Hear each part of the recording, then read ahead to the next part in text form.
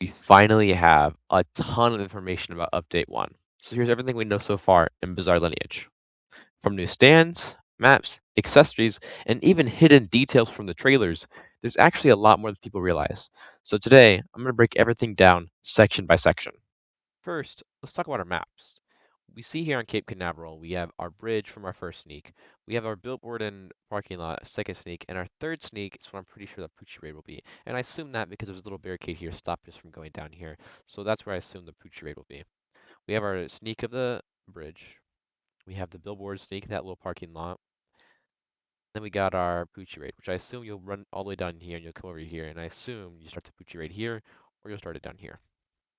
Now, we have the prison. We've seen a prison sneak down here, we've seen a prison sneak over here, and we've seen the prison yard. And you can tell it's the prison yard because you look here, you see the clock tower, and you see the clock tower here as well. We have the prison entrance. You can tell by the headlights. There's that little prison out area place, an office, another part of the prison, big wide open jail hall for all the inmates to be. I'm sure there's going to be an NPC fighting mission here. Another open area in the prison. And finally, the lasers. Now, I'm pretty sure the lasers are on this mission because of the headlights. So you see these headlights, they're all over the prison, like all over the prison. That's all I got for the sneaks on the maps. Just wanted to quickly cover that. Now, moving on to stands. We already know there are multiple stands being added in Update 1. Some of the confirmed stands include Silver Chariot, The World Over Heaven, Silver Chariot Requiem, and Death 13. And on top of that, there are still a few unknown stands that haven't been revealed yet, so there's definitely more coming that we haven't seen. Next, we got accessories. There are multiple accessories: head, face, neck, arms, and legs, the whole shebang. And while we don't know exactly what they do yet, some of them could get certain buffs or be tied to certain stands.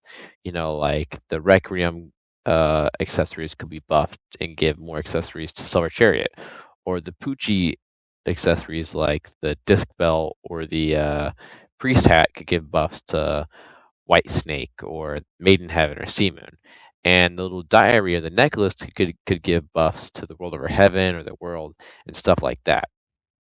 We've also seen a few skins in the sneaks. Nothing fully confirmed yet, but we've seen a lot of cool stuff. Like we've seen Saitama, we've seen the World Over Heaven, we've seen an Avdol skin, and we've also seen some skins that we don't know, what they're for, like this Maharaga skin or this really cool artwork, but stuff we don't know. And there's also some Anubis skins, so we have a lot of cool stuff, and it looks like customization is being expanded a lot more. But other than that, just a few small skins. Now, this is where things get a little interesting. We've seen clips of meteors falling down from the sky, and the devs said that this is part of some sort of boss moveset, but we won't be able to use it unless something else happens. So there are definitely mechanics that we haven't fully seen yet, and there are some other clips too that aren't even explainable, like this purple rain. So it's a lot of sneaks that are still not explained what their origins are. Now, there's also extra information from the release trailers that a lot of people might have missed. None of this is fully confirmed for Update 1 specifically, but it was mentioned, so it's worth knowing. So, some weapons will eventually have their own abilities tied to them. So, your weapon could actually change how you play. They also mentioned more mounts, including a plane, so movement sounds like it's going to get expanded a lot. And we also know edicts are coming to the game, and they said the edicts are permanent abilities for your character, but you can only use one at a time. They mentioned standless combat is also getting improved, with abilities you can't use with the stand.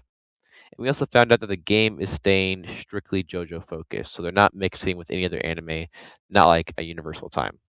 And we've seen more sub abilities. We've seen Spin in one of the trailers, so we know that's coming eventually. And again, none of this is guaranteed for Update 1, but it just shows where the game is heading. At this point, expectations are really high. This update needs to have enough content, be balanced, and not be full of bugs. Because after all this waiting, people are going to notice if it doesn't deliver. But honestly, I think from what we've seen so far, it's a lot of content, especially if it's all packed in the first update. But overall, there's a lot coming in the update. And if they execute this right, oh my. I think this really could be one of the best JoJo's updates across any JoJo's game on Roblox.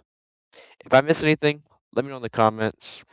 Uh, that's all I got for you guys. See ya.